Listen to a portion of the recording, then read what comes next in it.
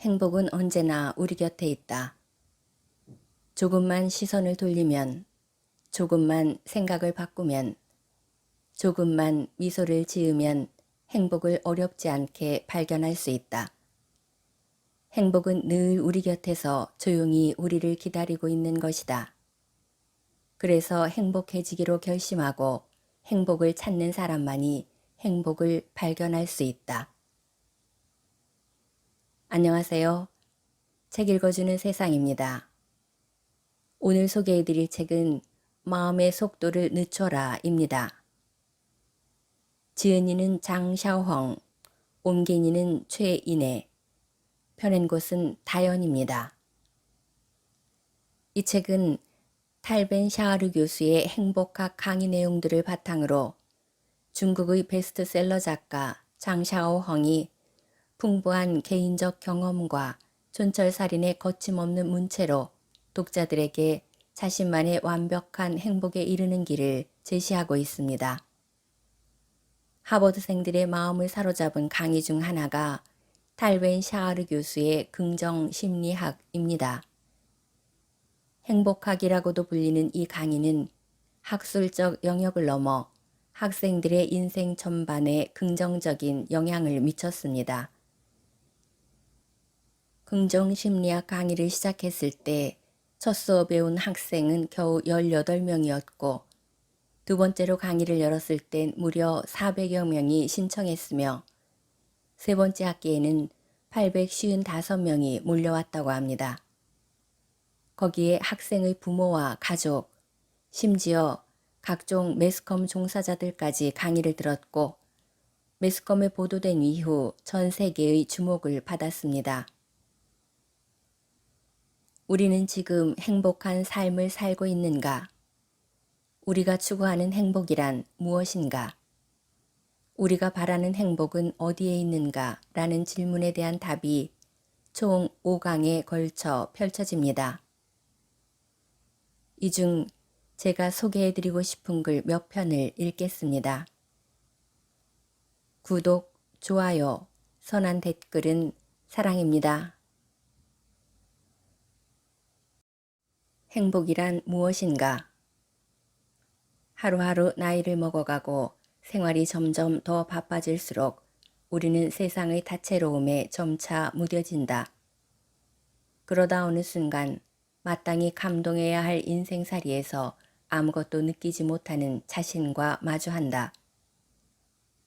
실제로 이 시대의 많은 사람이 행복을 제대로 느끼지 못한 채 살아가고 있다.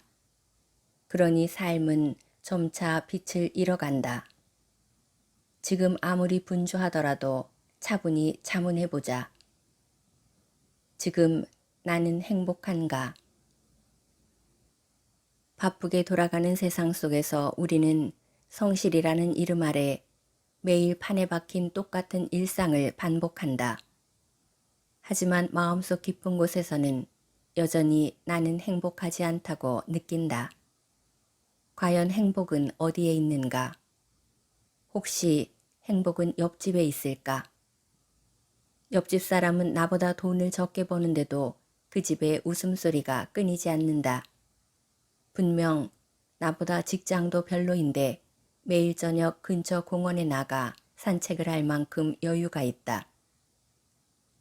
나처럼 고급 승용차를 모는 것도 아닌데 소형차를 타고 다니면서 항상 콧노래를 부른다. 대체 어떻게 된 것일까? 1961년 제작된 미국 영화 초원의 빛은 당시 각계각층의 호평을 받았다. 같은 고등학교를 다니는 남주인공 버드와 여주인공 윌마는 서로에게 호감을 느낀다. 그러나 윌마는 엄격한 가정교육과 부모의 철저한 보호 때문에 자기 마음대로 할 수 있는 일이 전혀 없었다. 결국 버드와 윌마는 안타깝게도 헤어져서 각자의 길을 가게 된다. 몇 년 후 해질 무렵 두 사람은 버드의 목장에서 재회한다. 시카고의 대학을 졸업하고 돌아온 윌마가 버드에게 쓸쓸함이 가득 묻어나는 목소리로 묻는다. 행복하니? 한때 찬란했던 그러나 지금은 평범한 농부가 된 버드는 자신의 집을 망연히 바라보며 중얼거린다. 나는 한 번도 나 자신에게 그런 질문을 해본 적이 없어. 인생이란 참으로 어쩔 수 없는 것이다. 젊은 시절에는 인생을 알 수가 없고 인생이 무엇인지 알 때쯤 되면 더 이상 젊지 않다. 여기서 젊음이란 단순한 나이가 아닌 순수함과 열정을 말한다. 순수함을 저버리고 열정을 외면하는 일이 반복되면 우리 인생은 행복과 영영 상관없는 길로, 심지어 전혀 반대되는 길로 향하게 된다. 사실 행복은 하나의 감각이다. 행복을 위한 조건은 없으며 모든 것은 마음가짐에 달려 있다. 행복하기로 마음먹는다면 길가의 허름한 포장마차에서 끼니를 해결해도 얼마든지 즐거울 수 있다. 그러나 욕심과 이해득실에 얽매여 마음의 평화를 잃으면 산의 진미를 먹어도 모래를 씹는 것 같고 천하의 절경을 보아도 피곤할 뿐이다. 만족할 줄 알면 항상 즐겁다라는 옛말처럼 지나친 욕심만 버린다면 행복을 얻기란 그리 어렵지 않다. 행복이란 무엇인가? 사람은 누구나 자신만의 행복 기준을 가지고 있고 이 기준이 충족됐을 때 비로소 행복하다고 느낀다. 그래서 다른 사람의 행복이 내가 생각하는 행복과 다를 수 있다. 이렇듯 행복은 지극히 주관적인 것이지만 그래도 행복의 조건을 정의한다면 두 가지로 압축할 수 있을 것이다. 하나는 자신이 사랑하는 사람과 함께 있는 것이요. 다른 하나는 자신이 좋아하는 일을 하는 것이다. 우리는 먹고 살기 위해, 꿈을 이루기 위해 날마다 고군분투한다. 복잡하고 냉정하게 돌아가는 사회 시스템에서 매일 최선을 다해 일하고 더 좋은 지위와 더 많은 소득을 위해 오랜 친구와의 술자리도 외면한 채 죽어라 야근을 한다. 그런데 한번 생각해보자. 이것이 과연 당신이 원하던 인생인가? 내면의 진실한 목소리는 지금 당신에게 뭐라고 말하고 있는가? 나는 행복한가? 놀랍게도 우리는 이 중요한 문제를 일부러 외면할 때가 많다. 그러면서 누군가가 자신의 행복에 대해 고민하기 시작하면 오히려 무슨 일이 있느냐며 걱정한다. 사실 삶의 질은 관심사가 어디에 집중되어 있느냐에 따라 결정된다. 예를 들어 먹고 사는 문제에 관심을 집중하면 자기 개발에는 자연히 소홀해진다. 반대로 정신적인 수준을 높이는 데만 관심을 쏟으면 생계가 어려워질 수도 있다. 모든 면에서 두루 균형 잡힌 삶을 원한다면 때때로 자기 자신을 점검해 봐야 한다.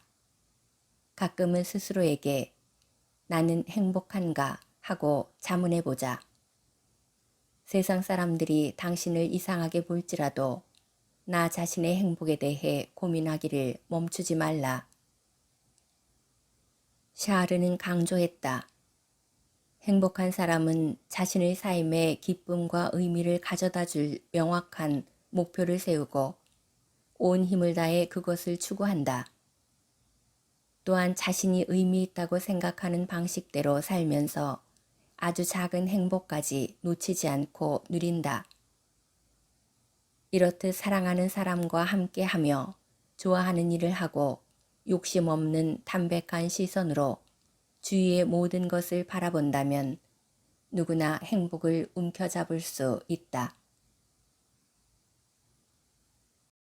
모든 이가 좋아하는 사람이란 없다.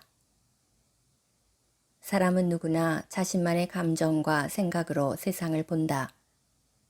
1000명의 독자는 1000명의 햄릿을 만들어낸다고 하지 않던가. 사람은 저마다 기준이 다르기 때문에 모든 일을 만족시키기란 사실상 불가능하다. 게다가 모두를 만족시키려고 애쓰다 보면 정작 자신은 행복을 놓치게 된다. 그러니 기억하라. 당신이 고액권 지폐가 아닌 이상 모든 사람이 당신을 좋아할 수는 없다. 모든 사람을 만족시키고 싶다는 욕심은 그 자체로 재앙이다. 그런 욕심에 사로잡히는 순간 자신만의 개성과 특색을 잃고 다른 사람의 시선에 갇혀 허우적거릴 수밖에 없기 때문이다. 게다가 이런 경우는 대개 결과도 좋지 않다. 어느 화가가 모든 사람이 좋아하는 그림을 그리기로 마음먹었다.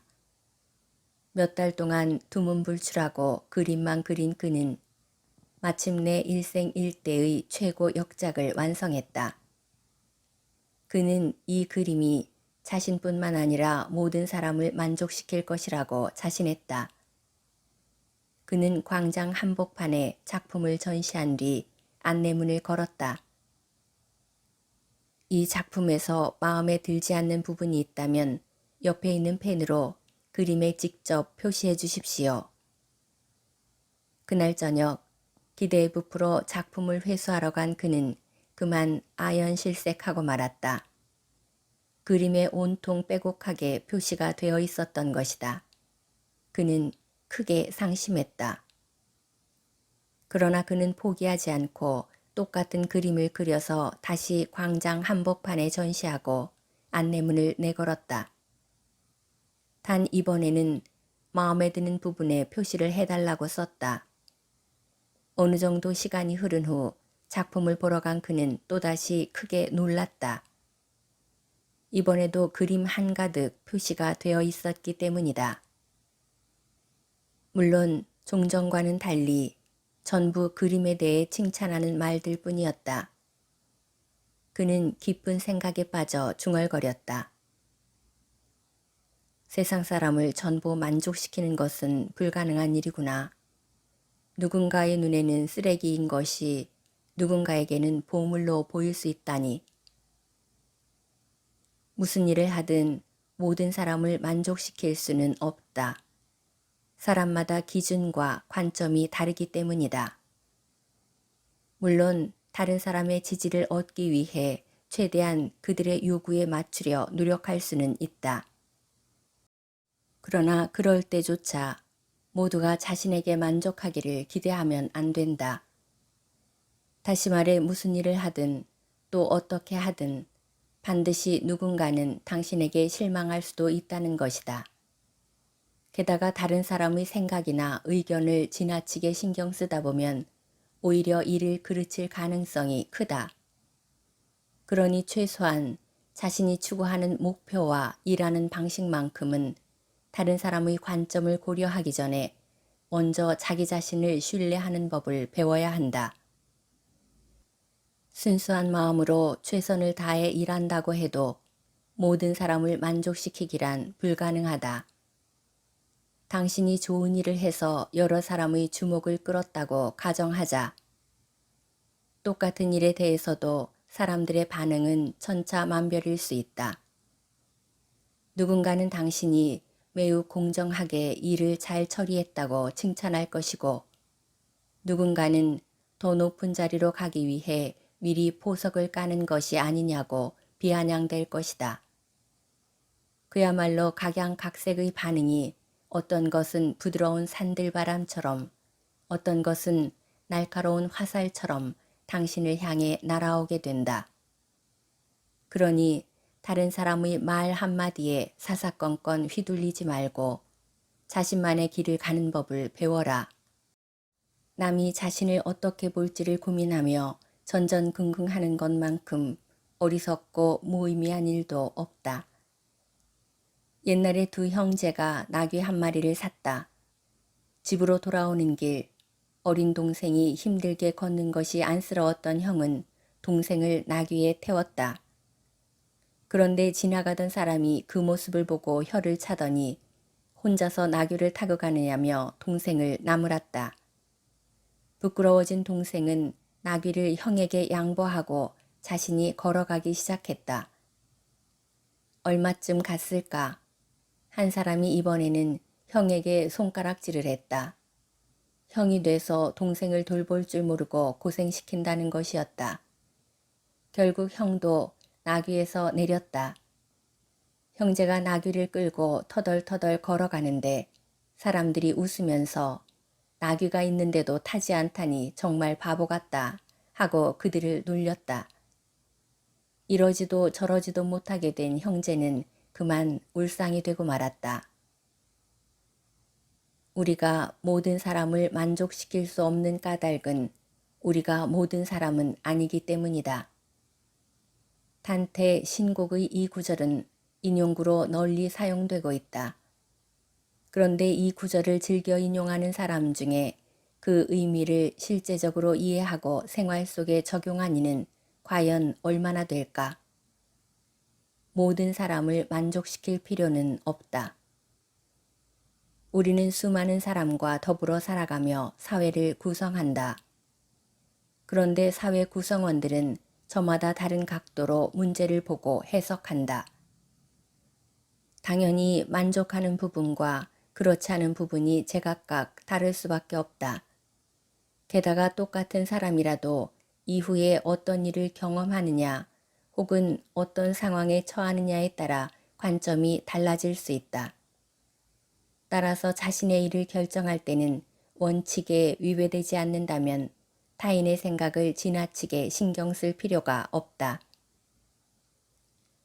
한 가지 현상을 대할 때 어떤 기준과 각도에 보느냐에 따라 다양한 의견과 평가가 나올 수 있다. 사공이 많으면 배가 산으로 간다는 속담도 이런 이치에서 비롯된 것이다.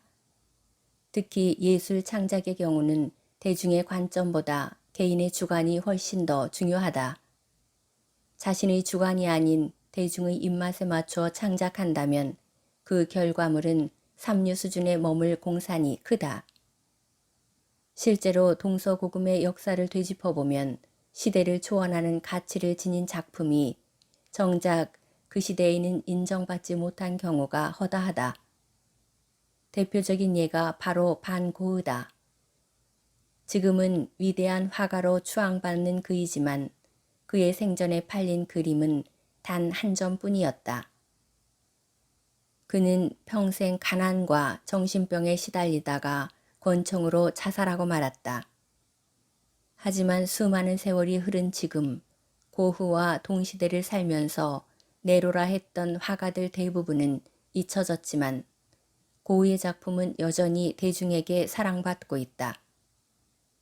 완벽해지기를 포기하는 순간 남에게 완벽하기를 강요하거나 자기 자신이 완벽해지려 애쓸 필요가 없어진다. 우리는 모두 자신만의 독특함을 가지고 있으며 다른 누구도 대신할 수 없는 가치를 지녔다. 이제부터 자신의 인생을 오롯이 누리는 법을 배워보자. 괴테는 말했다. 사람은 누구나 자신을 위해 스스로 개척한 길을 가야 한다. 그러니 헛된 소리에 현혹되거나 타인의 생각에 지배받지 말라. 사람은 모두가 유일무이한 존재다. 기뻐하기 위해, 행복하기 위해 다른 사람의 허락을 받아야 하는 사람은 없다. 자기 자신으로 살아내는 것이야말로 행복하고 성공적인 인생을 이룩하는 길이다. 이를 통해 인생의 참 재미를 찾아라. 미국의 서교황 록펠러는 아들에게 보내는 편지에 이렇게 썼다. 사랑하는 아들아, 만약 네가 이를 기쁨으로 생각한다면 내 인생은 천국과 같을 것이다. 그러나 만약 이를 의무로 생각한다면 인생은 곧 지옥이 될 것이다. 똑같은 일, 똑같은 직장이어도 어떤 마음가짐으로 대하느냐에 따라 결과는 천지차이다. 어떤 사람은 일을 지겨워한다. 이들은 항상 쳇바퀴 도는 반복되는 일상에 업무는 해도 해도 끝이 없고 늘 자존심 상하는 일만 생긴다며 투덜댄다. 게다가 상사는 괜한 트집을 잡고 동료는 이기적이라고 생각하니 일이 즐거울 리 없다. 반면 어떤 사람은 일하러 갈 때부터 콧노래를 부른다. 동료들과도 즐겁게 인사를 나누고 혹시 업무상 비난을 받아도 오히려 고마워한다. 자신의 잘못을 바로잡을 공짜 레슨을 받았다고 생각하기 때문이다. 록펠러의 말처럼 이들에게는 일하는 것이 기쁨이다. 일은 신이 우리에게 준 특별한 선물이며 선택받은 자만이 누릴 수 있는 권리다. 이 사실을 받아들이고 인정하는 순간 일을 대하는 우리의 마음가짐에 커다란 변화가 생기기 시작한다. 아나운서로서 라디오 방송국에 갓 입사한 안나가 맡은 일은 프로그램 소개와 표준 시보 알림이었다. 처음에는 안나도 열정을 가지고 일했다. 그러나 단순한 업무를 하루에도 몇 번씩 똑같이 반복하다 보니 어느새 조금씩 지쳐갔다. 거기에 동료들과 잘 어울리지도 못하면서 일이 점점 더 힘들고 부담스러워졌다. 그러던 어느 날 반짝이는 아이디어가 그녀의 뇌리를 스쳤다. 틀에 박은 듯한 멘트에 나만의 개성을 실어보면 어떨까? 비록 다른 사람이 쓴 원고지만 나의 마음을 담아볼 수 있지 않을까? 자신의 업무를 꼼꼼히 점검해본 안나는 저녁 시간대의 프로그램을 소개하기 전 약 10초 정도를 마음대로 쓸 수 있다는 사실을 발견했다. 그날 이후 안나는 그 10초를 적극적으로 사용하기 시작했다. 어제 저녁 뉴욕에는 바람이 많이 불었습니다. 오늘은 눈이 와서인지 바깥 풍경이 매우 아름답네요. 국립공원에는 벌써 단풍이 한창입니다. 10초는 비록 짧은 시간이었지만 일에 대한 안나의 마음가짐을 바꿔놓기에 충분했다. 하루에 한마디뿐이었지만 오늘은 또 어떤 말을 할지 생각하는 동안에 일 자체가 즐거워진 것이다. 그녀는 조금씩 예전의 명랑함을 되찾았다. 주변의 친구들 역시 그녀의 변화를 매우 기쁘게 받아들였으며 응원을 아끼지 않았다. 게다가 안나의 멘트가 청취자에게 좋은 반응을 얻으면서 방송국에서도 그녀의 노력을 인정하고 좀 더 중요한 일을 맡기기로 했다. 곧 안나는 뉴스 진행자로 발탁되었다. 샤르는 세상의 명예와 이익에 대한 편견을 벗어난다면 행복은 모두에게 평등하다고 말했다. 또한 일에 대한 선입견을 바꿀 것을 제안했는데 이는 일과 고통을 하나로 생각하는 나쁜 습관이 일에서 얻을 행복감에 심각한 악영향을 끼치기 때문이라는 것이다. 일을 책임이 아니라 특권으로 생각한다면 우리는 더욱 행복해질 뿐만 아니라 일에서도 더 좋은 성과를 낼 수 있다. 행복은 마음가짐에 따라 결정된다. 지금 일 때문에 힘들고 괴롭다지만 어느 날 갑자기 이 특권을 빼앗긴다면 어떻겠는가? 자신을 힘들게 하던 일이 사라졌으니 행복할까? 지금 당장 아무 일도 하지 못하고 있는 사람에게 일하지 않으니 행복하냐고 묻는다면 과연 행복하다고 답할까? 아마 그렇지 않을 것이다. 때로 어떤 것은 잃어버리고 나서야 그 가치를 깨닫는다. 일도 그중 하나다. 한 청년이 산을 오르다가 등산로 계단을 청소하고 있는 노인을 만났다.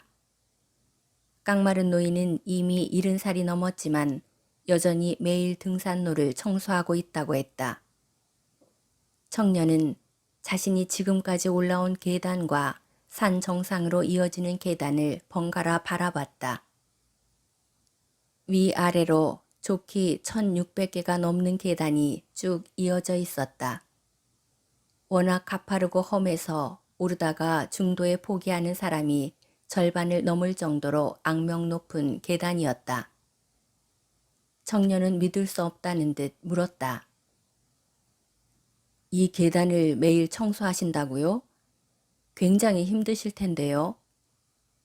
하지만 노인은 별것 아니라는 듯 대답했다. 그렇지도 않다네. 아침에 올라가면서 한 번, 저녁에 내려오면서 한 번 쓸면 그만일걸. 계단을 쓸다가 피곤하면 잠시 쉬기도 하고, 그러면서 멋진 풍경도 구경하는 게지. 이렇게 쉬엄쉬엄 일하는데 힘들 게 뭐 있겠는가? 청년이 깜짝 놀란 표정을 짓자 노인은 미소를 지으며 말했다. 사실 나는 진즉 퇴직해서 고향으로 돌아갔어야 했네.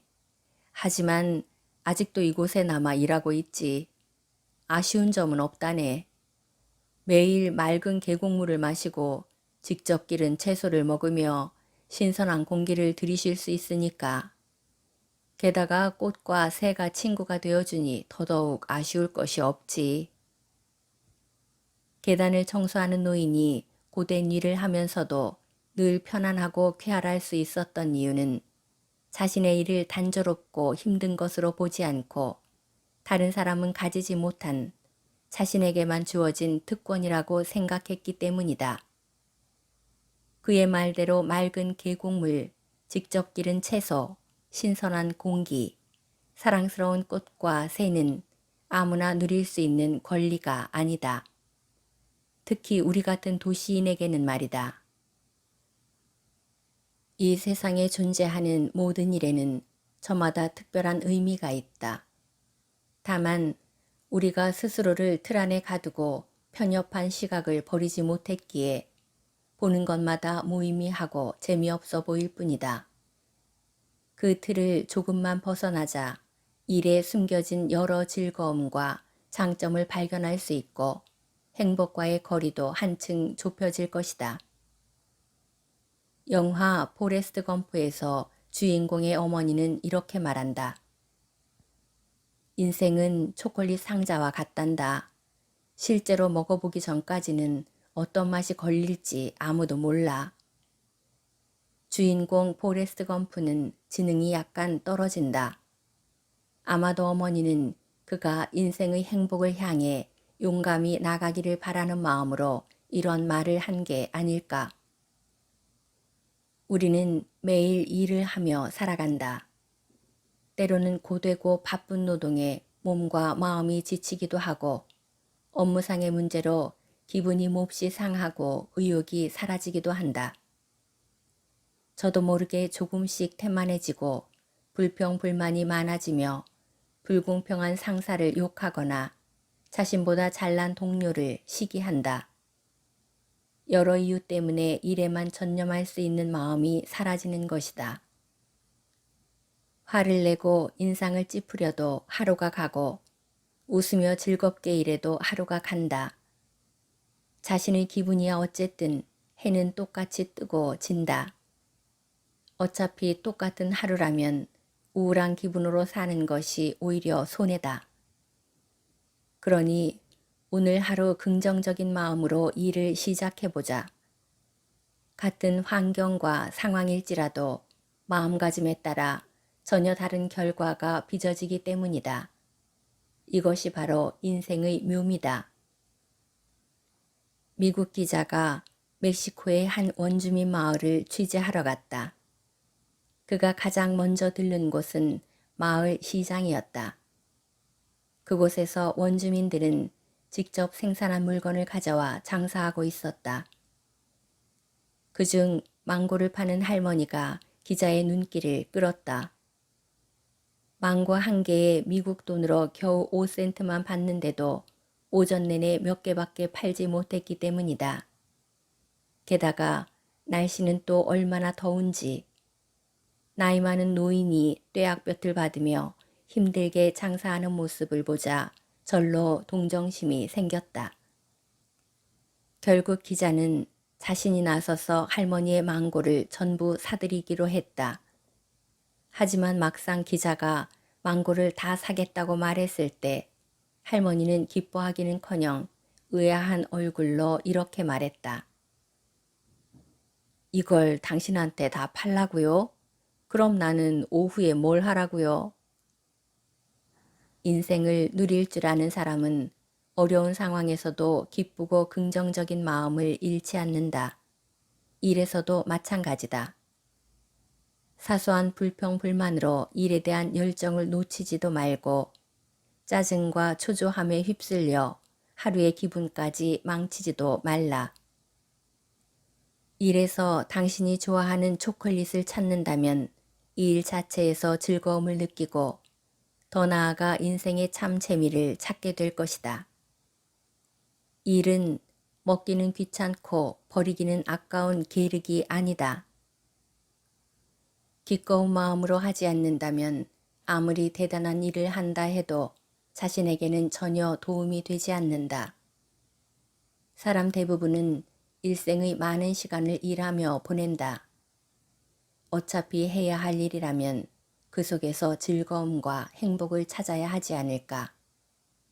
어쩌면 바로 여기에 행복한 인생을 사는 비결이 숨어 있는지도 모른다.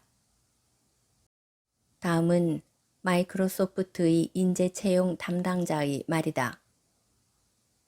우리가 원하는 인재상은 열정적인 사람입니다.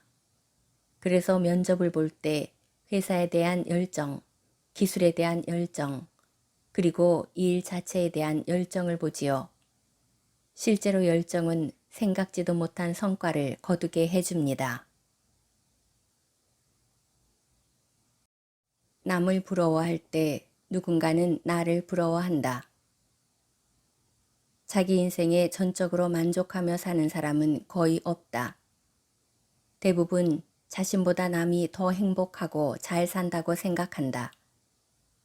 걱정거리와 고민, 문제가 산적한 자신과 달리 다른 사람은 늘 넉넉하고 여유 넘치며 행복해 보여서 괜히 우울해지기도 한다. 하지만 실제로도 그럴까?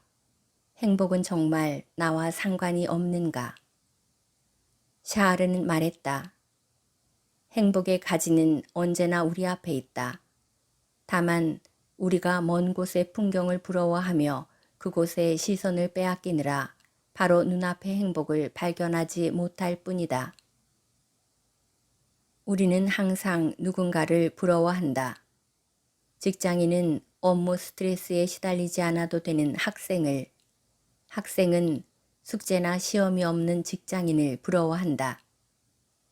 중년은 나이 어린 청년을 부러워하며 세월의 무상함을 한탄하고 청년은 중년의 성숙함과 안정된 생활을 부러워한다.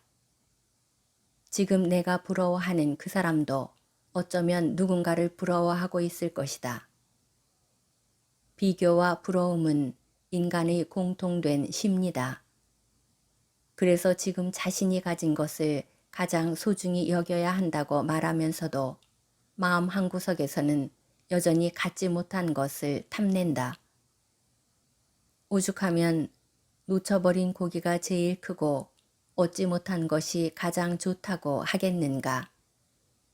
하지만 맹목적인 부러움은 종종 번뇌와 고통, 불행감만 가득 안겨준다. 한 청년이 남들처럼 번듯하지 못한 자신의 삶 때문에 고민하다가 소크라테스를 찾아갔다. 선생님, 세상에서 가장 귀중한 것은 무엇입니까? 청년의 질문에 소크라테스는 답하지 않았다. 그는 청년을 데리고 사람들을 찾아가 똑같은 질문을 던졌다. 사람들이 대답은 제각각이었다. 그런데 한 가지 공통점이 있었다. 모두 이미 잃어버렸거나 아직 얻지 못한 것이었다는 점이다. 권력이 있는 사람은 우정을 바랐고 감옥에 갇힌 자는 자유를 갈망했으며 정신적으로 시달리는 사람은 안심할 수 있기를 소원했다. 이윽고 소크라테스가 청년에게 말했다. 우리는 이미 귀중한 것을 아주 많이 가지고 있네. 다만 가지고 있을 때는 모르다가 잃어버리고 나서야 그 소중함을 깨닫게 될 뿐이지. 우리가 갖지 못한 것은 행복이 아니라 행복을 발견하는 눈이다. 자신은 가지지 못한 것을 남이 가지고 있을 때 우리는 강렬한 부러움과 질투를 느낀다. 문제는 자신도 남이 부러워할 만한 것을 충분히 가지고 있으면서 그 사실을 모른다는 점이다. 사람은 누구나 마음속에 자신만의 행복의 정원을 가지고 있다. 그러나 대부분 다른 사람의 정원에 핀 장미를 부러워하느라 정작 자신의 정원에 핀 호접란이 얼마나 아름다운지를 보지 못한다. 이처럼 남을 부러워하기만 하면 영영 행복을 찾을 수 없다. 다른 사람이 자신보다 행복해 보이는 이유는 무엇일까? 그것은 우리가 남의 행복에는 확대경을 들이대면서 자신의 행복은 축소경으로 보기 때문이다. 다른 사람의 불행은 축소해 보지만 자신의 불행은 늘 확대해서 본다. 그러니 당연히 자신의 삶은 어떤 각도에서 봐도 괴롭고 짜증나는 것일 수밖에 없다. 한 기자가 직업군별로 행복지수를 조사했다. 그런데 어찌 된 일인지 자기 직업에서 행복을 느낀다는 사람은 손에 꼽을 만큼 적었다.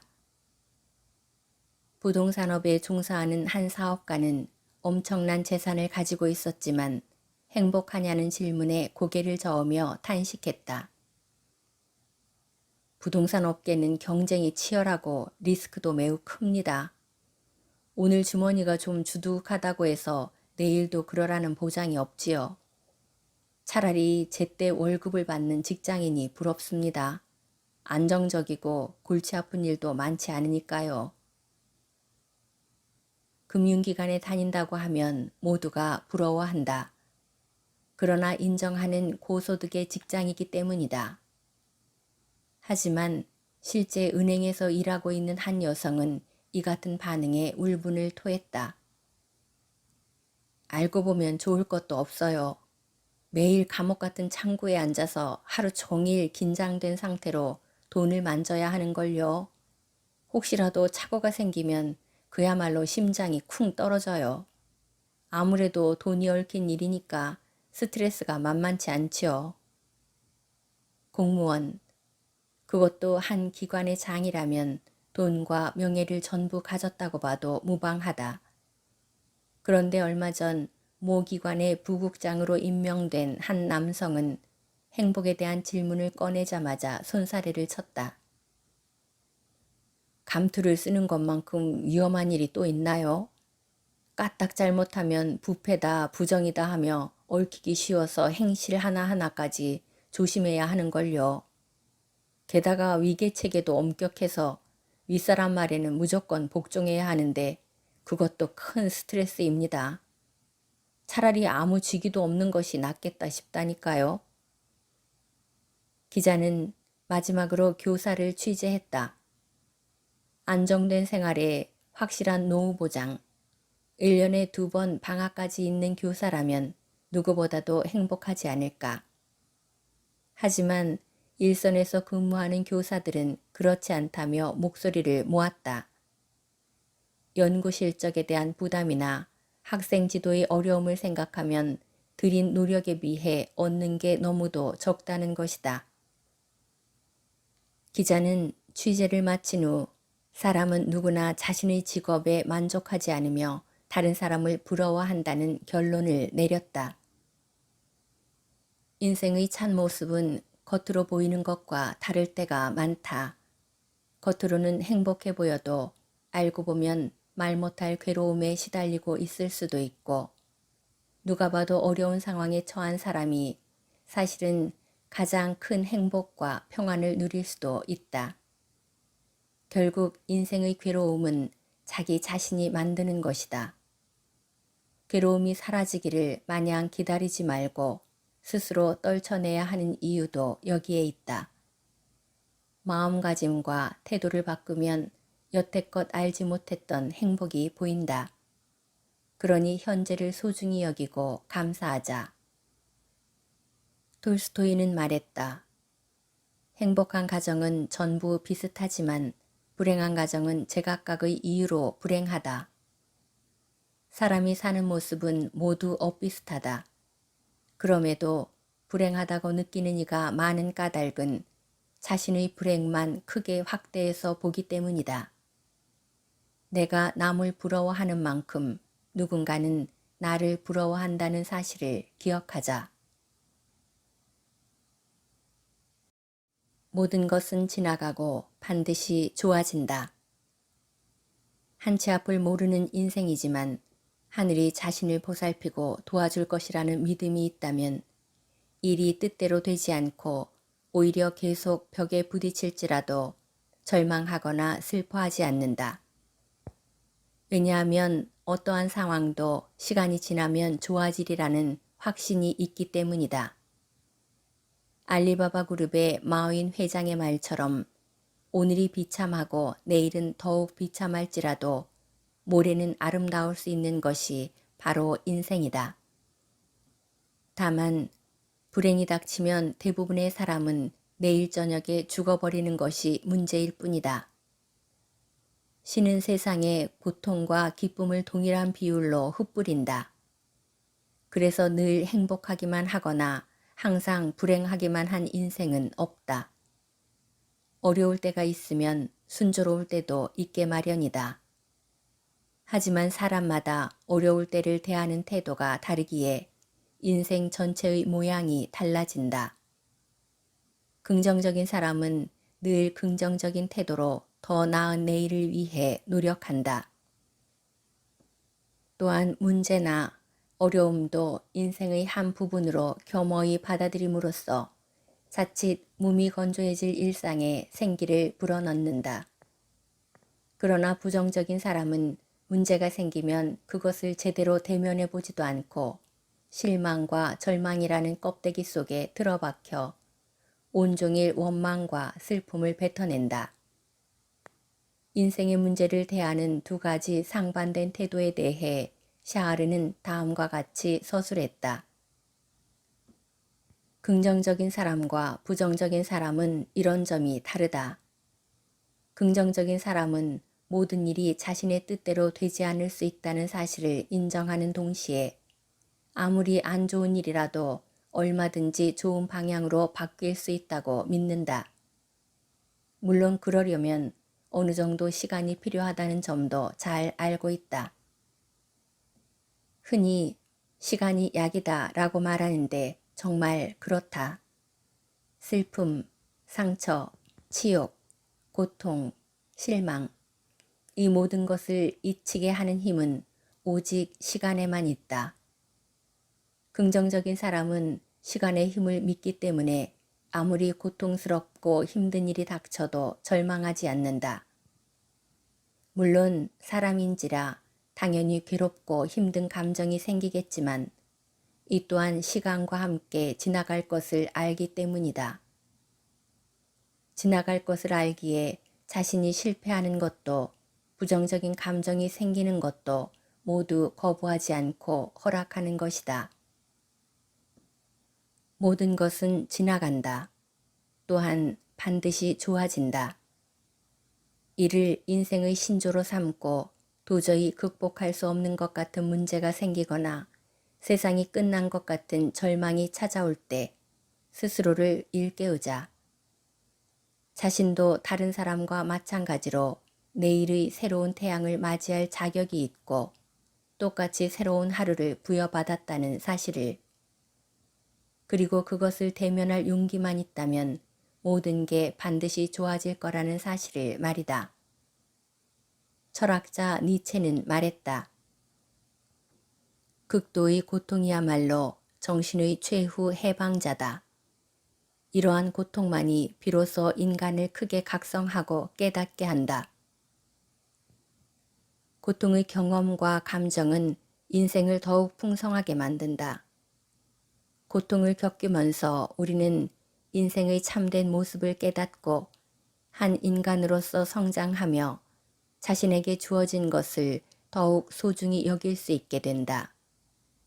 또한 이러한 성장통을 겪은 사람만이 남을 용서하고 포용하며 모든 것을 이해하는 넉넉함을 가질 수 있다. 20세기 초 미국 미시시피주 옥스퍼드에 어려서부터 문학에 탁월한 재능을 보인 청년이 살았다. 일찍이 창작 활동을 시작한 그는 문학계의 거장이 될 날을 꿈꿨다. 그가 관심을 가졌던 분야는 시였는데 특히 애달픈 정서가 가득한 낭만파의 시를 사랑했다. 하지만 머릿속에 늘 시와 문학만 가득했기 때문일까? 그는 좀처럼 현실 생활에 발을 붙이지 못했다. 처음에는 우체국에서 일했지만 반년도 안 되어 그만두었다. 그 후로 선원, 페인트공, 영업사원 등 여러 직업을 전전했지만 역시 오래가지 못했다. 어느덧 세월은 흐르고 흘러 그도 30을 바라보는 나이가 되었다. 하지만 상황은 크게 달라진 것이 없었다. 그런 그를 보고 마을 사람들은 모두 혀를 찼다. 우울하고 부끄러운 마음을 이기지 못한 그는 결국 고향을 떠나 뉴올리언스로 갔다. 그곳에서 그는 한 노작가를 만났다. 노작가는 시리에 빠진 그를 위로하며 말했다. 지금까지 이뤄놓은 게 없어도 괜찮네.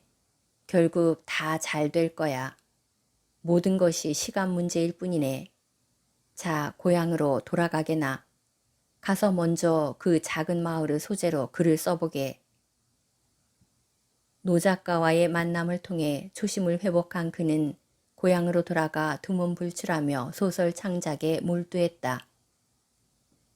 그리고 얼마 후 고향을 소재로 한 소설을 써 문학계의 주목을 받았고 마침내 세계적인 작가로 성장했다. 그가 바로 20세기 미국에서 가장 위대한 작가 중 하나로 추앙받는 윌리엄 포크너다. 고난과 역경은 모든 사람이 거치는 필수 코스다.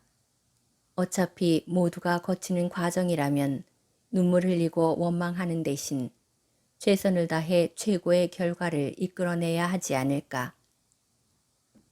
끝까지 포기하지만 않으면 된다. 포기하지 않으면 상황은 얼마든지 나아질 수 있다. 필요한 것은 시간뿐이다. 마음이 먼저 꺾이지 않으면 언제나 희망은 있다. 스스로 무너지지 않는 한 고난과 역경은 당신을 절대 무너뜨리지 못한다. 모든 불행이 재앙은 아니다. 생각하기에 따라 불행이 곧 축복일 수도 있다. 성장에는 반드시 고통이 뒤따른다. 동트기 전이 가장 어두운 법, 당장의 불행과 어려움이 미래의 행복을 빼앗지 못하도록 긍정적이고 바른 생각을 하는 훈련을 하자. 지금까지 책 읽어주는 세상이었습니다.